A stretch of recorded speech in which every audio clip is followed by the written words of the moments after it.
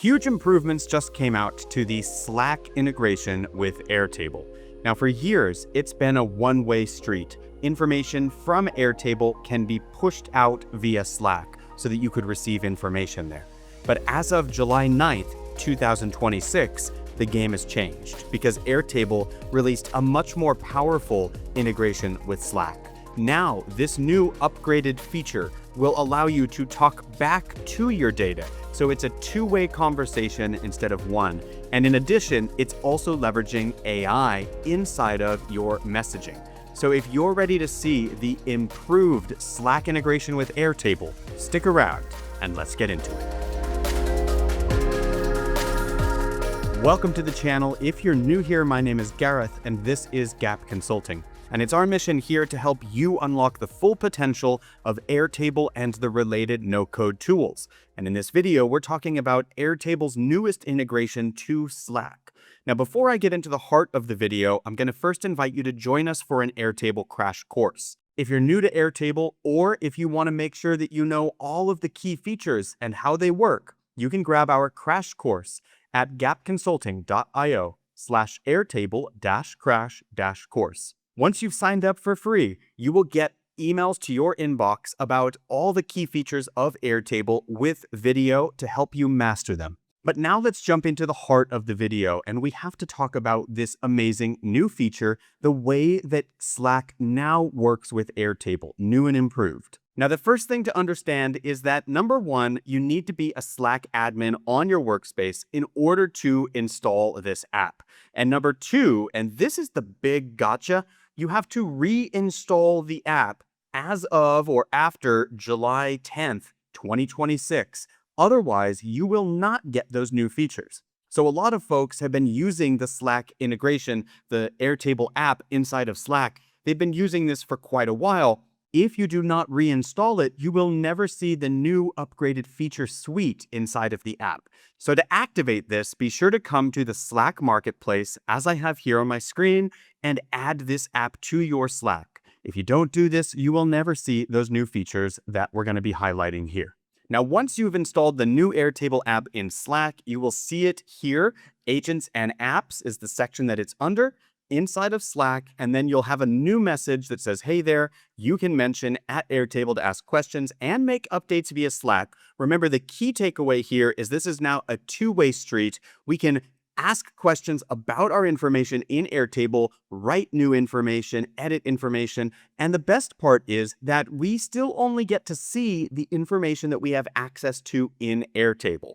So don't worry about sharing this access with your team members, because as we use the Airtable app inside of our Slack accounts, we still only get to see the same information that we had permission to see in Airtable to begin with. Now let's quickly dive into Airtable to take a look at what we've built for the example that we're going to walk through here. Now we are imagining that we are taking care of inbound requests. So we have a requests table that is assigned an ID, description, we have a status, a priority, etc. You see that this is linked to a requester and also it is assigned to someone. So let's look at our team members here. You can see that we have different team members. This is who is requesting and who is being assigned. So we can track basically the different people and the history they've had within the requests. Then we can flip over to equipment to see where things are currently assigned as well. So the real information here for our example is in this requests table, where requests come in, they're assigned an ID, they come from a specific person, and they're assigned to someone on our team to track the progress. So let's hop into Slack so that we can actually test out some of the things that we can do with this new app. So I'm going to come down into the chat with the Airtable bot, and I'm going to post in the request. I'm logging a new request. My laptop battery is draining in about an hour. This is an IT problem, and it should have normal priority. Now, before I send this through, let's go back to Airtable, confirm. We have 14 requests right now, so I'm sending in the next one. So this is going to get the eyes from Airtable, and it's asking us which face we want to use this on. I'm going to pop this open and find my Fieldstone ops desk. That is the one that we're using here. So we have a little bit of interaction with the agent, which is great. But notice that this is different from just a regular chat because we are now talking with AI and having this information come in. So now flipping back into the database, we see the next request was added. Of course, I've got a description, category, priority, etc. Now you will notice that I was not added as the requester here, and that is because I did not stipulate that to happen. I should have called that out here, and I should also make sure that I exist as a team member inside of the base. But you get the idea. I was able to create a record inside of Airtable, and it has the information that I requested for that record. So I did request IT, normal priority, and of course, it got the default status of new. Not only can this create records, but let's get it to analyze some information for us as well. What requests do I have open right now? Now, this one's taking just a bit of time because it's actually querying Airtable and it's summarizing findings. You can see that the AI is telling us that it's going through this. Now, you'll notice that the answer that came back, it's looking for me because I am, Gareth here inside of Slack as well, and I don't have that team member. So I should rephrase the question to say, what requests are open right now, rather than do I have open right now? So let's just go with that one and see what comes back. It hardly took any time at all for the AI to actually pull back these answers. And if you're wondering about these AIs, by the way, and how are we doing this so simply without even integrating any AI directly with Slack, this is Omni, Airtable's AI that you could also interact with in your dashboards, your interfaces, or building your databases in Airtable. It's the same AI. It's still using those credits when it's being queried like this. But the improvement here is that we have access to it directly in Slack, which means that we don't have to go skipping around and looking all over the place, tabbing through a bunch of bases when we can just prompt the AI directly inside of our Slack. So you'll see that our output, 12 open requests. And if we were to go back and look at our database, I'm sure it will align with this. Flipping back in, here they are. You can see that we've got a total of 15 with 3 of them resolved. So of course, 12 are still open or not yet resolved. That aligns with what we got. Now you'll also notice that it only gave us the first 10 back, and each 10 that it gave us are directly linked so that if we need to dive in and get more information, we can just simply one-click this open. It's going to go right to the database and, more importantly, open up the specific record in question. Again, this is permission sensitive. So if I don't have the ability to see this information in the database, I will not get that answer when I prompt the AI bot in Slack. Let's pop out now and look again at our data. We have all of these assigned to Dana except for the most recent addition. I'm going to assign this one to Dana as well. And let's pop back into Slack and ask a question on Dana's behalf. Summarize the requests that came in this week for Dana. Anything urgent or blocked that they should handle first. So I'm just rewriting my prompt a little bit so that it can answer us on behalf of the data that is linked to Dana. So again, this way, we are going to get from the AI analysis on what's actually happening inside of the database. And it's doing the thinking for us so that we don't have to go in and do a lot of the heavy lifting and the filtering and all of that stuff. That's not fun. We just want to know what we need to focus on so that we can keep things moving. And here we got Dana's requests this week. As of recording, it is July 19th. So the last week has been from the 13th to the 19th. The AI is smart enough to analyze all of that. It's bringing back only the 10 that came in the last 6 days. Again, let's go back to the data layer.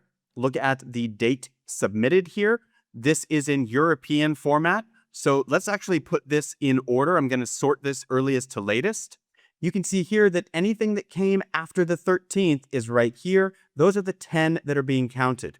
Now we should highlight that we did not get a date on the one that we submitted, which would have been the 19th. So we should rerun this query to include that information as well. So this is a failing on the way that I built the database. We should make sure to default this to the current date when a new record is created, and that would have saved us from that mistake. Now let's imagine that Dana is getting some of these things checked off of their plate. And here they look in and they're working on designing a software license renewal. This particular issue, request ID number 9, has the team design license expiring at the end of the month. It needs renewal approved and applied before it lapses. Annual plan pricing is better than monthly. So let's suppose that Dana is working on fixing this, and right from Slack, Dana can just put in whatever information they need in order to update this record as well. So far, we've looked at creating records and analyzing or summarizing the records that live there. But what about actually doing our work? And instead of logging into Airtable to update the information, we just send a Slack message. This is how simple that is. Mark request 9 as resolved and note that the license was renewed on the annual plan. Now, first it's going to prompt us and say, are you sure you want to update this? Once we're sure, just mark update, and let's go back into Airtable to take a look. And you can see that this was just updated right on the resolution notes, license renewed on annual plan, and the status was upgraded to resolved. So that's how simple it is. This is a proper two-way street now. You can talk directly to Slack to update your information in Airtable as you complete your work. Now let's get real and talk about where this does not really cut it. A couple of places where if you're not going in with your eyes wide open, you might get bad results from this new integration. Number one, this conversation is happening in my personal chat directly with the bot inside of my Slack. This means that as my other team members are working alongside me here, we do not have a shared place where this information is ongoing, and they are not a part of this thread. This thread is between me and the Airtable app inside of Slack directly. Now, your teammate is not being ignored, they just need to start their own thread. So that is one of those things that could kind of catch you up if you did not know and if your team didn't realize that they had to actually access the app that way. Now, the second thing to be aware of is that you're not going to be able to view everything right there inside of Slack. So if you prompt Slack to show you everything, as I just did, it's going to tell you something similar to this. Like, for example, here it's told me, look, you've got these 3 tables, but realistically showing you every record all at once is a lot for a Slack thread. Are you sure you want that information? So it's not really the right place for you to go and get everything like data dumped in one place.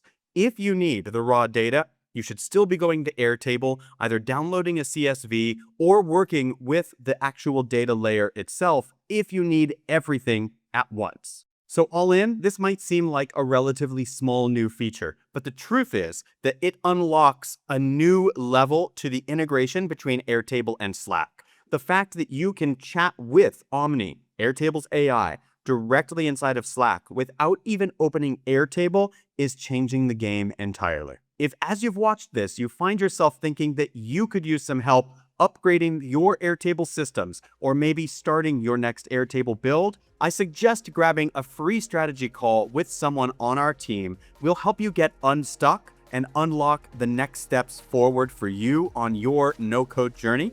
Sign up for that free call at gapconsulting.io/strategy-call. That's it for this one. Be sure to give us a thumbs up and subscribe to the channel to see more content like this. But most importantly, keep on building.